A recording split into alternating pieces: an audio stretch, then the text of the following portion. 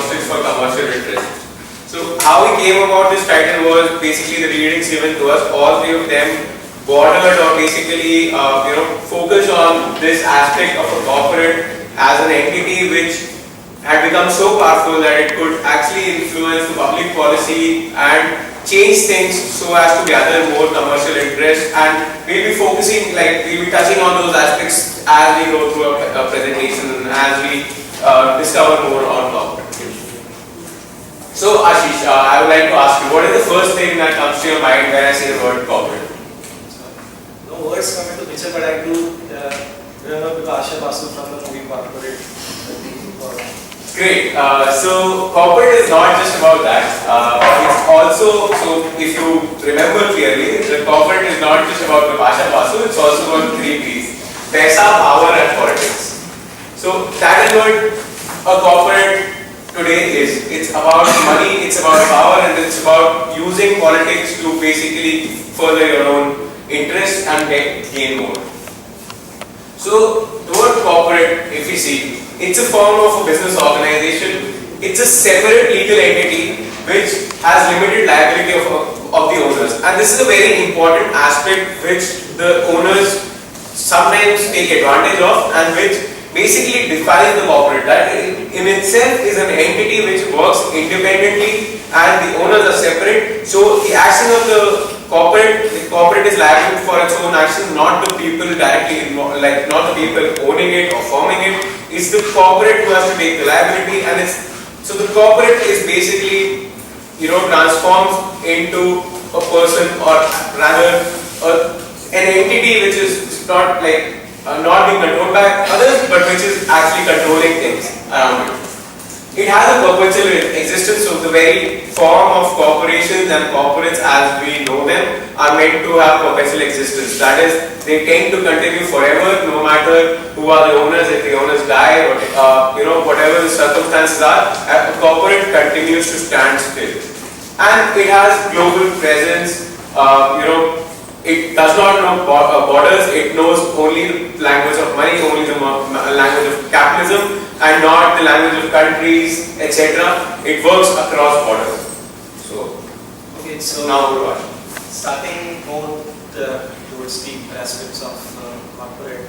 If you see in our daily lives, be it good or bad, we have seen corporates influencing us. So why I am saying corporates influencing everybody in daily lives? If you see a stat, out of the top 100 economies in the world, 51 are corporates and 49 are countries, based on the basis of sales data of corporates and a country's GDP. So we have seen corporate establishing power and all.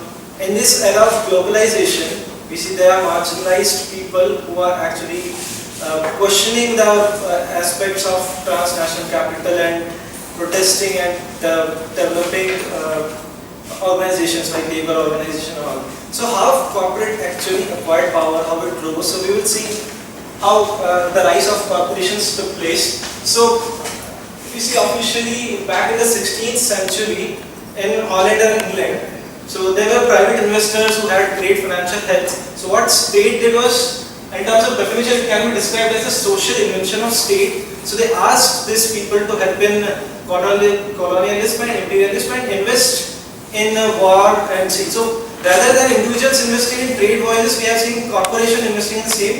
So getting away with individual liability. So this is how corporates started getting into existence, aiding in the expansion of the state.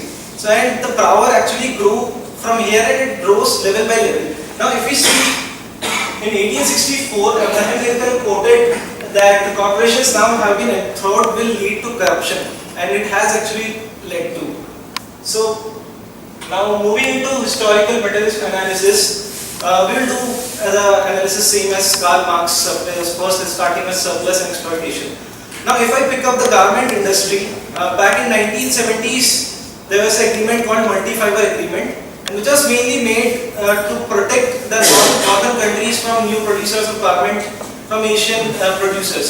So what it did was it restricted Asian countries to export to US or Europe, but what also it did was they asked these producers to export to broader range of countries. So there were export quotas that were established by the MFA agreement. So what happened was the power was not concentrated to either buyer or supplier, because we have to establish bases in many different countries. But with this MFA around 2005, this MFA agreement got phased out by the World Trade Organization, and new agreement came into picture where there were no export quotas. You can export to any countries whatever you want. So what actually happened was the buyers started arm twisting the suppliers. How? So they had a broader range of countries to look into, though they had very less amount of countries like India, Pakistan, Cambodia, Bangladesh, wherever. So the export quotas got increased. They started focusing on these countries and derived cheap labor out of these countries. So what actually this was, they started generating surplus at the expense of the workers from these places, because we can generate via cheap labor. So how did they generate surplus? So surplus can only be generated via at the cost of some exploitation. So how did they exploit? Was cost cutting, minimum regulations were flouted, there were no safety standards, cheap labor, low wage. But it looks very easy, no? Safety standards, cost cutting, every company, every corporation do that. So but let us go back to the ASCOM class where we discussed the example of this table. So in this table, we said that a person produced this table, 2 or 3 laborers worked on it, and the person's distributed some money and he generated surplus. At that time, we were asked to favor either this person or the laborers.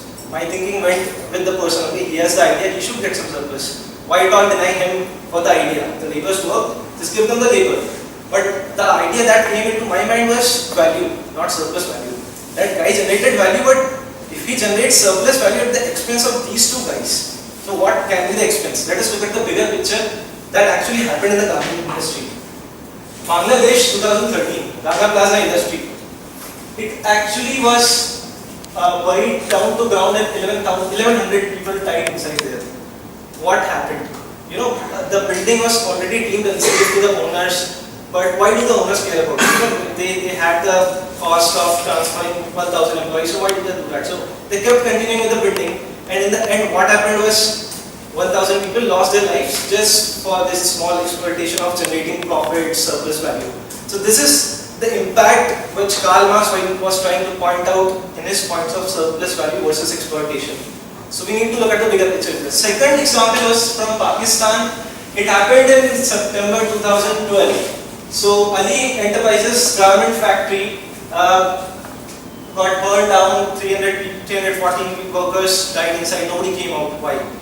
There were no fire exits, no safety instruments inside that building. You observed back in 2013, I think this is the minimum safety standard which we accept from any company, to have at least some fire exits or some safety equipment in place. But there were none. So what happened was workers ended up being locked down inside and died suffocating inside the company itself. So what was the daily wage of these persons? If you see around 2011 or something, the daily wage for these workers was maximum 6,000 rupees per month. So imagine for 200 rupees a day, these companies allowed these persons to convert into ashes within seconds. So this is the level of exploitation which these companies have resorted to. So now moving on to class and class struggle. So when this garment industry came into picture, women got more importance. Why? Because in 1970s, if you see the labor industry, women had very less alternate jobs. And with garment industry, you can see that the focus can easily shift to women because they are more oriented towards working in garment industry, and it was shown that okay, women can work there, they can be empowered, and it was good for them.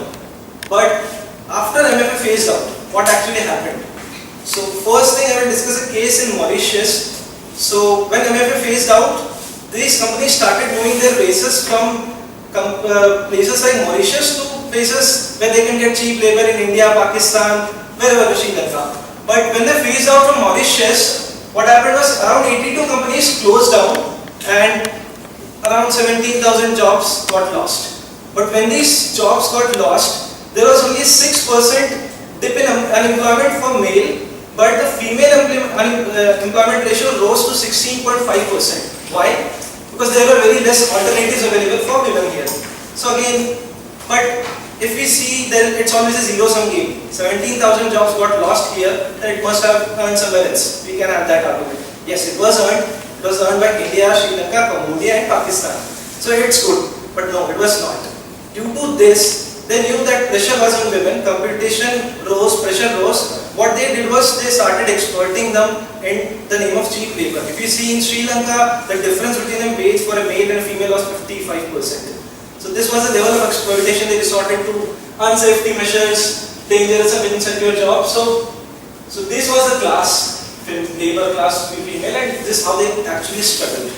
So now Harshit will take over for other aspects. So alienation, alienation talks about alienation of the worker from the product. That the worker is detached from the product in itself becomes such a powerful entity that the entire focus is on the commoditization of the product or basically commodification of the work by the capitalist society. So no one looks at the work that's been done, it's the end product that matters.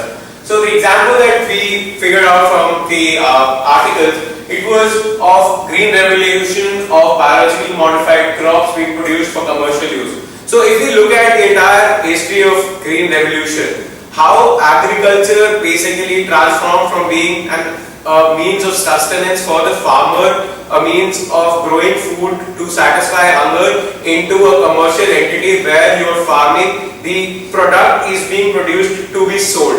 So we have organic vegetables these days, we have different forms of biologically modified crops which are sold at a lot of heavy prices, and we don't care about the farmer. The farmer does not know.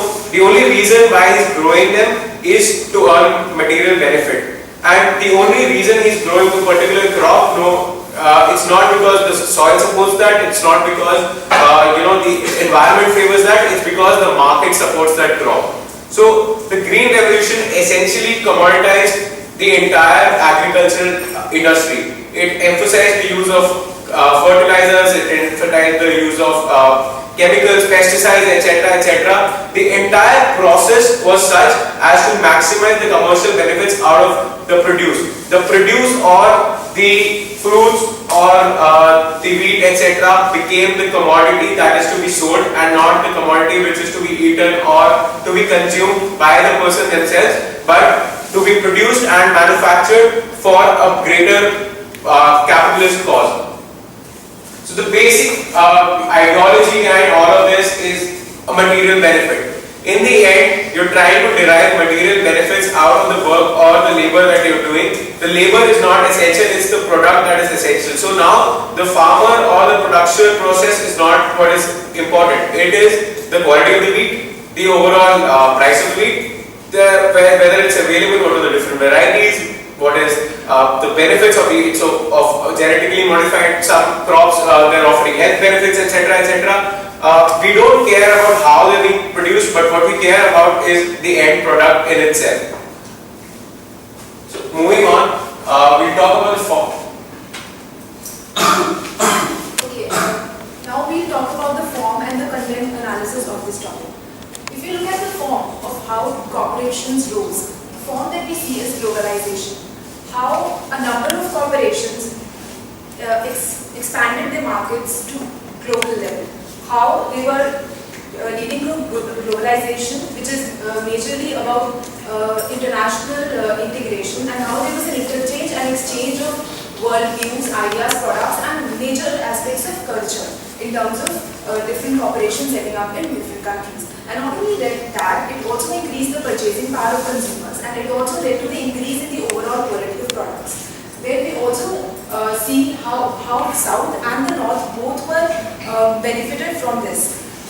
In the South, they could get employment opportunities, and when we talk about the North rich, we're talking about the people of the North who were rich, they could get the same products at lower prices. And this in turn led to free trade agreements. There were a number of multilateral and bilateral agreements that were signed between countries, which were basically done to encourage these corporations to move global and to make sure that the interest of the government and the corporations both are taken care of. And as a result of these corporations being setting up, capitalism growing, there was a feminization of labor in the sense that there was an equal contribution or a growing contribution of women in the workforce. It was not just a place or a thing for the male. Now, it also in turn led to the empowerment of women, because if it led to women being employed and they were becoming independent and hence were empowered. Now, this is how it looks at the face of it. When we look at the content of the same form, we talk about free trade agreements. We say that corporations and the government, both their interests were taken care of.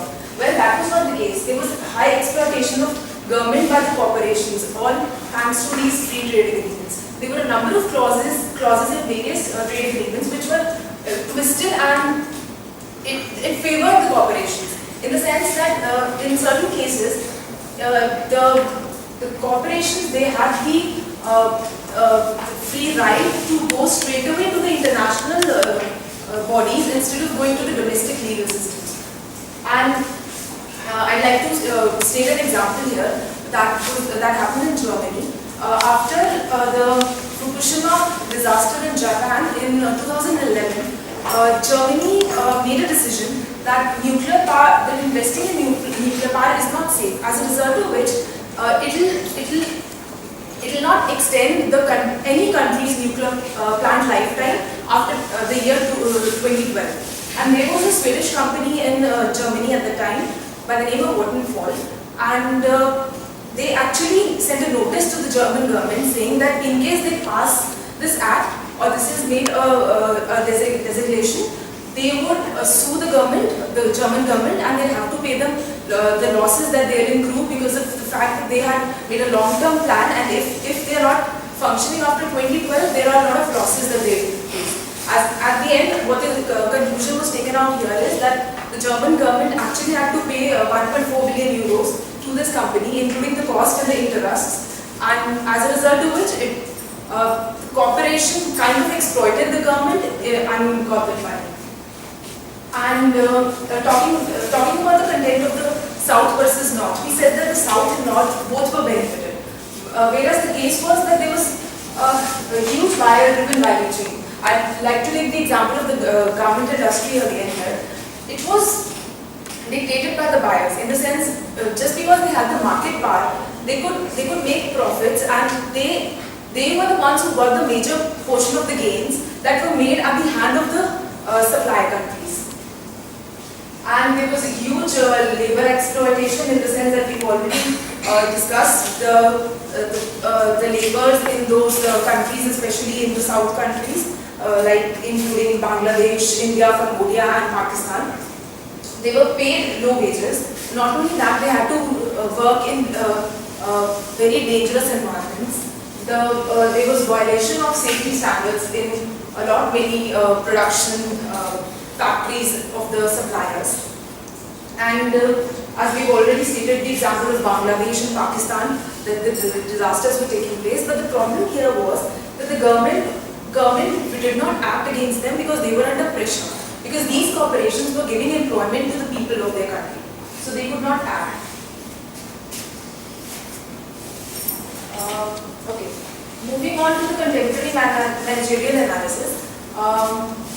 Okay, Harshit, if I ask you which is your favorite brand, what will you say? So I would say Nike. Why? Because they've got amazing products. I mean, the quality of the products is really good. The brand is known. Everyone recognizes the products, and they're very good to use. And not just that, the firm also, despite being a profit-driven firm, has a lot of initiatives where they're trying to make the world a better place. So they have corporate social responsibility division where basically they're doing a lot of activities across globe to help communities, and they publish reports. And if you see that they've got a very high emphasis on recycling and focusing on nature. So we play a small clip.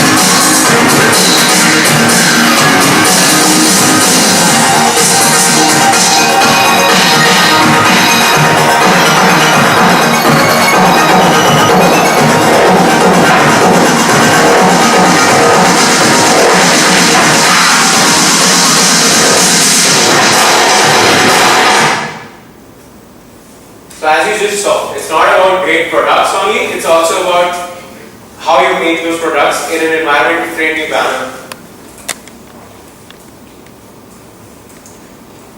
Well, that's a very rosy picture that you put up in Nike.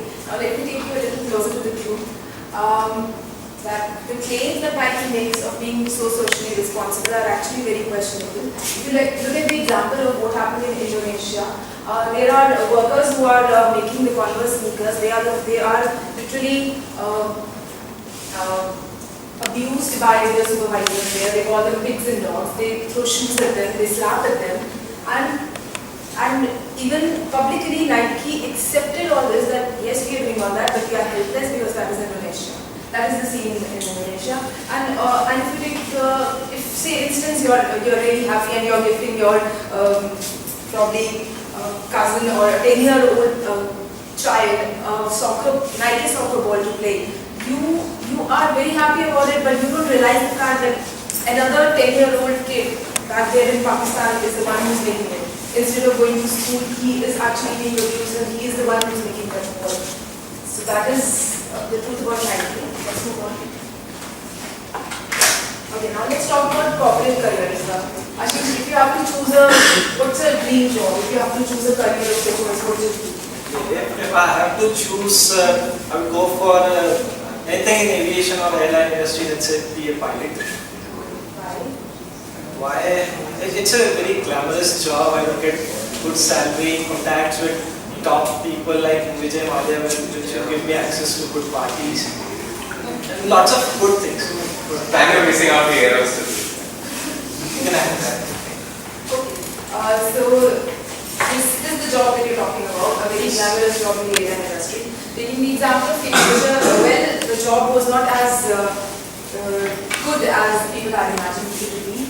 Eventually what happened that Kingfisher got broke, as everyone of us knows. But the problem here was that Vijay, while I was still very happy, he was sponsoring another IPL team at that time. But what about the other people? There was a huge exploitation in the sense that there were people who were not being paid salaries while he was still living a life of luxury.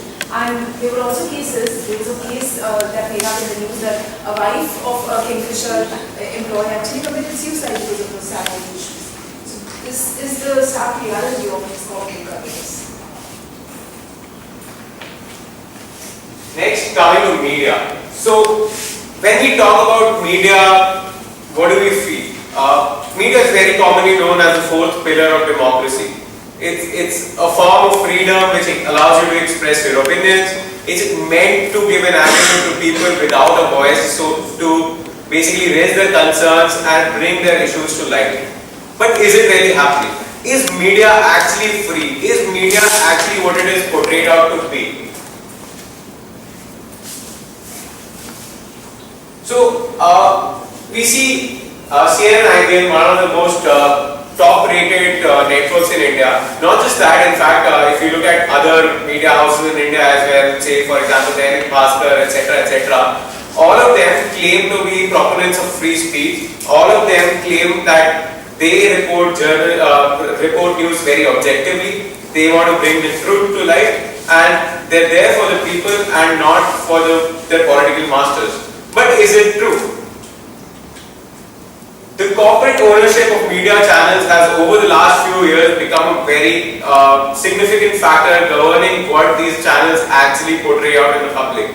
What we saw was that Reliance recently took over Network 18, which is one of the leading news channels in India and one of the leading opinion makers, so to say, in India, because media plays a very crucial role of forming opinions and of giving reporting instances very objectively without reflecting anyone in good light or anyone in bad light. But that is not happening. What the corporates have essentially done is that they've taken over the media, they've curbed its freedom. We've seen a number of instances. Reliance CEO Mr. Mukesh Ambani's son was involved in an accident. That accident almost killed 2 people, but it was not reported. What was reported was 3 days later in newspapers there were small clippings where it was said a driver from Reliance Industries crashes his car. There were some website and blogs that tried to report this instance, but they were also brought down. And it's only after that instance that Reliance took over CNN and IBM, realizing the power that they would have in controlling the public opinion if they control the media. So media, which was supposed to be the fourth pillar of democracy, which is supposed to uphold the ideals of democracy and free speech, etc., is essentially becoming a tool for these corporates to take form public opinion, to weed out things that negatively affect them and to bring out things that positively impact them. So finally, coming to our overall hypothesis, what is a corporate? The corporate is a product of capitalism, a product of the ideology that basically we want a free market where the consumer is the king. We want people to have this choice and the ability to choose for themselves. But what we are seeing is that corporates themselves are controlling the markets that they are catering to. So corporates themselves, in case of the media, even if say forms, if you look at Nike's example, the CSR activities, they're basically a means to control the market and to basically fool the market into believing that it's a socially responsible company which caters to, which also doesn't, not just makes good products but also caters to the societal interests. So in a way, all these corporates, rather than letting the consumer be the king, rather than letting the consumer decide for themselves what they want, are trying to control what the consumer wants. They're trying to affect that in circular ways, through media, through other activities, where they portray themselves to be something different from what they actually are. And in effect, corporates are not people. Yeah.